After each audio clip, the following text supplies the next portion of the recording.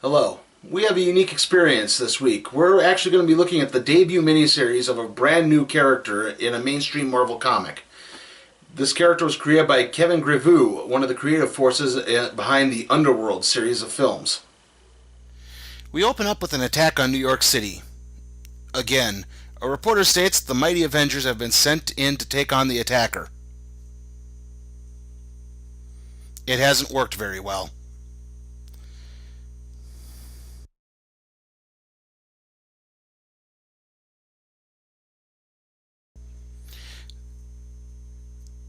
The attacker then exclaims the Avengers have no time left and that only he can bring salvation to the planet.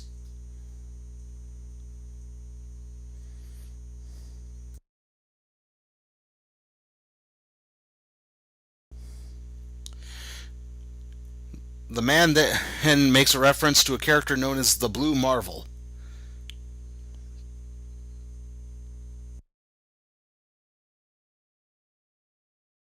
He then begins mysteriously falling apart, claiming that the Avengers have won nothing.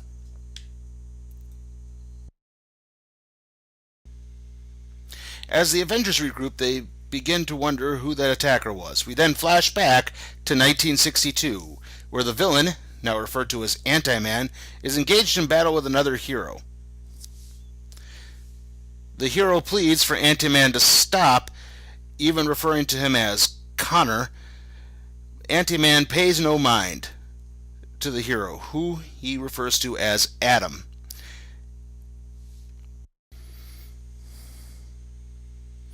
Adam tries to reason with Connor, but eventually gives up, exclaiming that Ant-Man brought this upon himself. The two heroes fight until they get caught up in a collapsing building, leaving onlookers to wonder if they are dead. Hoping against hope, nearby onlookers begin trying to dig Blue Marvel, aka Adam, out of the rubble. Eventually, the Blue Marvel emerges victorious. As people rush towards him, they notice something.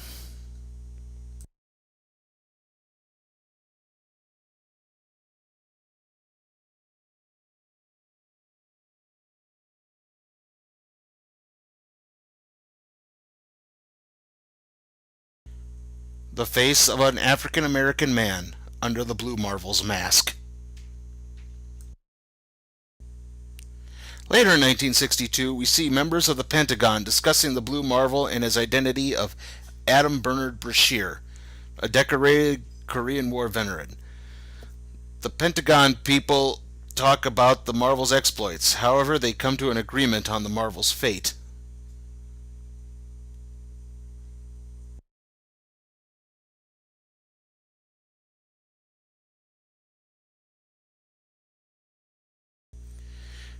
Brashear is called before President John F. Kennedy. On the car ride to the White House, he begins to flash back to his past exploits in Korea.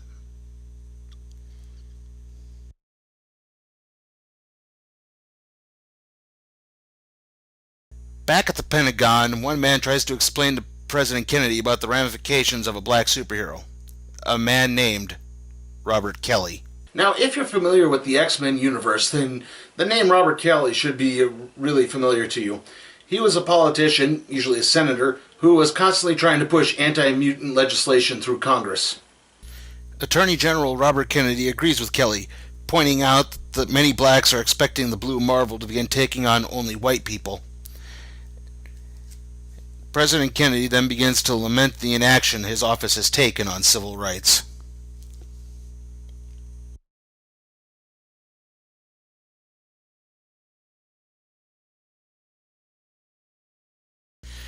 JFK and Brashear talk in the Oval Office. When questioned about a possible takeover, Brashear states that he would never do such a thing. The president says he understands, but he has no choice. Brashear must halt all superheroic activity. He does, however, award Brashear the Presidential Medal of Freedom.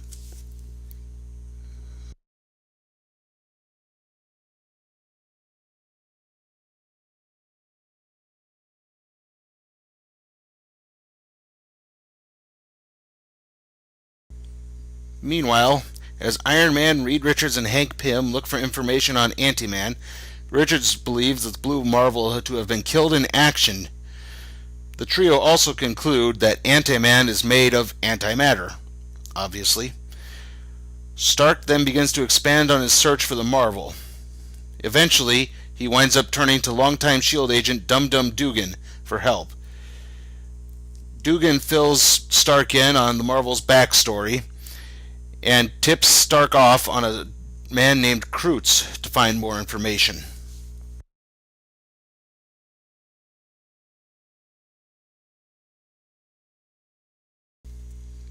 Stark goes to Kroots to talk. The alien Kroots begins to explain that the prejudice wasn't just racially based, it may have also been specially based as well.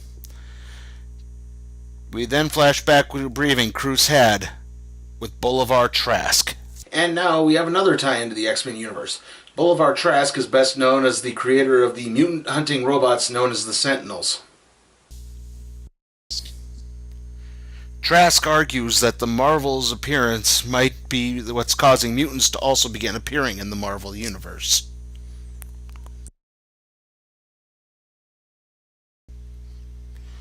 Kroots then begins to tell Stark about how the Blue Marvel was called in for one final mission.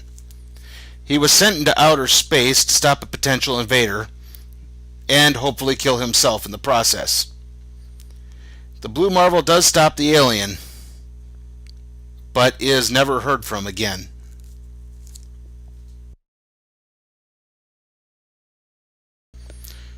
Kroots then explains to Stark that really this was all just a cover story to explain the Marvel's disappearance.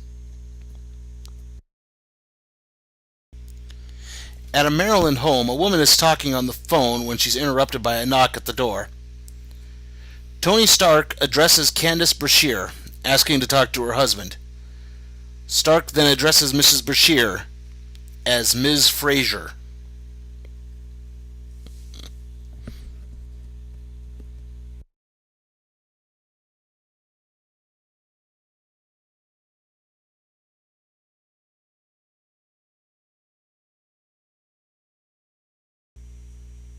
At the University of Maryland, physics professor Arnold Brashear ends his class and then receives a phone call.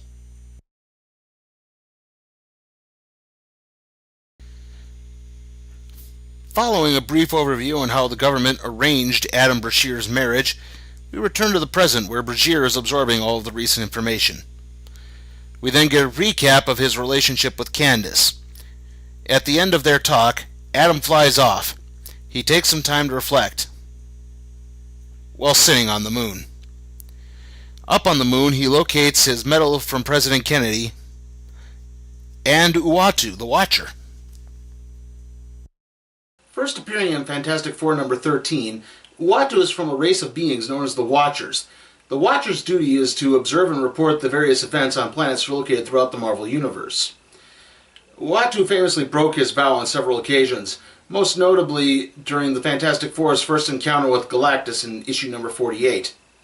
Recently, the character was killed off in the original Sin event comic. Brashear and Uatu talk. Uatu reminds Brashear of the first time they met back in 1962. Brashear, then still being angry after being forced to retire, throws his Medal of Presidential Freedom into the moon and nearly splits it in two. His conversation with Uatu then gets interrupted when an alien invasion force appears. The Blue Marvel then takes off and begins taking out the alien fleet.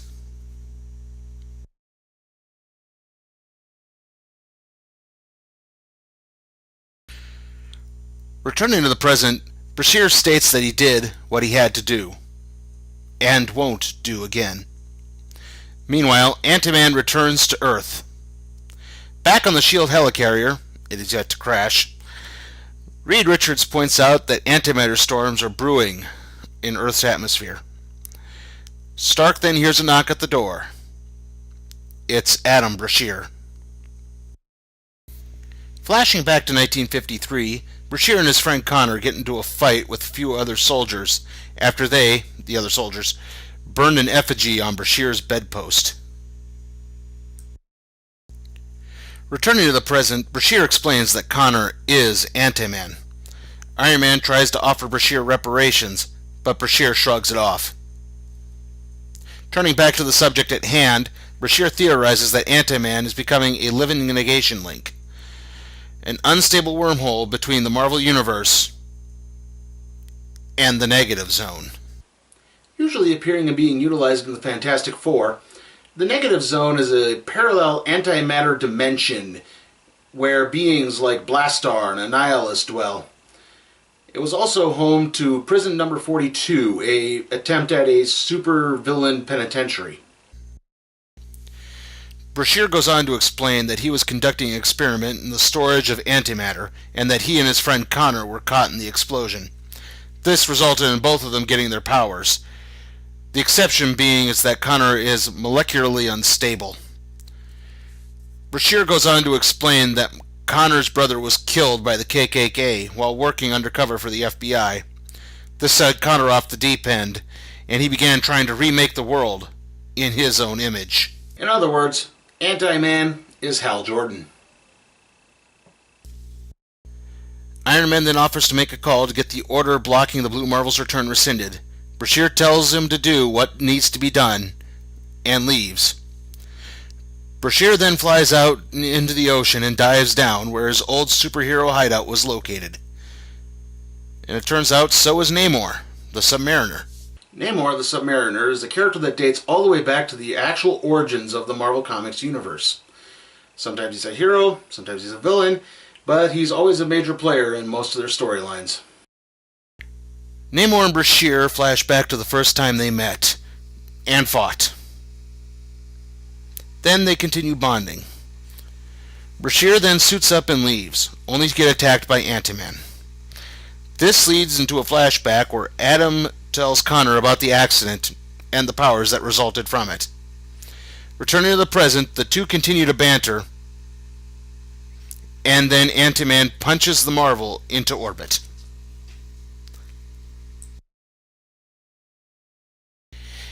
Ant-Man makes his first big move, causing an explosion over Pakistan. Blue Marvel, having returned to Earth somehow, they don't do a good job of explaining it, states that Ant-Man's power has grown, but there is still a chance to beat him. When Reed Richards voices his concerns, Marvel explains that he can contain the energy from Ant-Man and send it into outer space. As both Richards and Iron Man continue to disagree with him, the Blue Marvel blasts off in order to confront Ant-Man. The mighty Avengers manage to catch up to Brashear, and they begin to scuffle with him. As the scuffle concludes, antimatter storms begin appearing all over the world. Back at the Baxter building, Reed goes over some weapons that he developed which in theory could stop Ant-Man. Candice Brashear has arrived to discover that the Blue Marvel has been placed in stasis. As Ant-Man and the Avengers begin to square off, the Marvel stasis tube is cracked. Before leaving to join the battle, Adam Brashear makes up with his wife. At the battle, Ant-Man continues to manhandle the Avengers when the Blue Marvel arrives on the scene. Iron Man cedes control of the situation to the Blue Marvel, and the team begins to gain the upper hand, with the Blue Marvel blasting Ant-Man with a positive gamma radiation beam. Ant-Man then fights back, unfortunately killing Candice Brashear in the process. The Blue Marvel then launches back at Ant-Man, taking him outer space, where they explode. 1 week later, after Candice Brashear's funeral, Tony Stark offers Brashear a spot on the Avengers.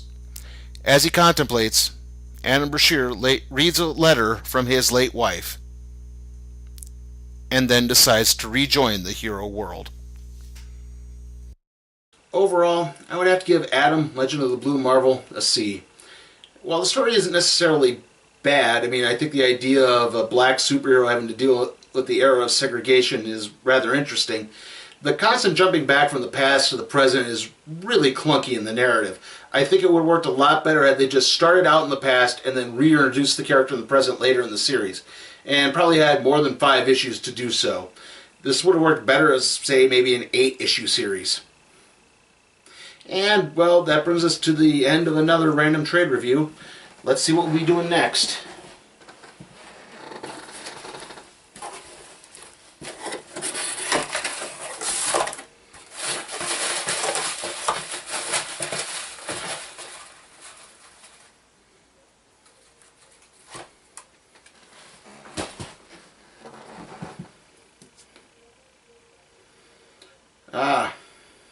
Another Marvel classic.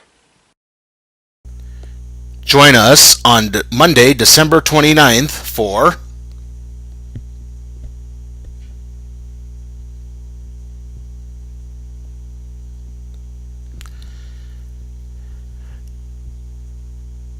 Daredevil, Born Again.